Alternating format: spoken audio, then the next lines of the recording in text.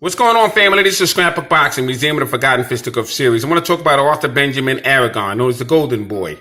Art Aragon was born Belen, New Mexico, November 13, 1927. He died in Northridge, California, March 25, 2008.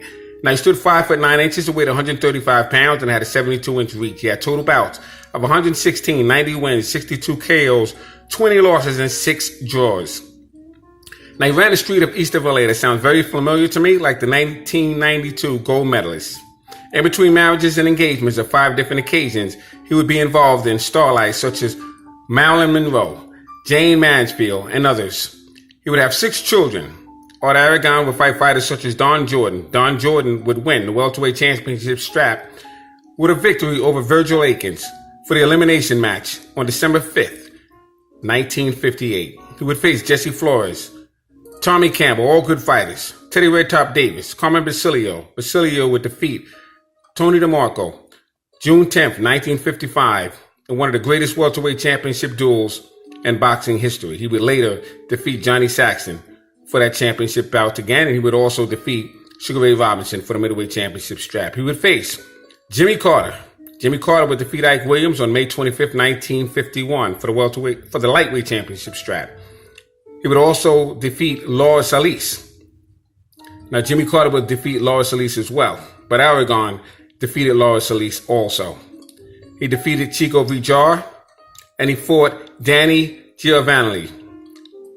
Enrique Bolanos, he was an outstanding Mexican fighter, having my top 15 of all time. So he was in there with dynamite fighters, was Art Aragon. Between 1950 and 1970, he would make appearances and receive film credits on films that he played in, roles such as Private Sanchez, a 1955 war film. The Hell and Back was another film that he was involved with.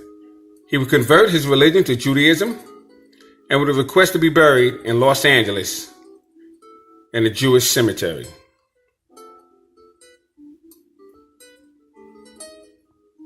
Art Aragon, very good fighter. He fought most of his fights at the Legion as well as the Olympic Auditorium on the West Coast. He was a dynamite fighter that they called the Golden Boy.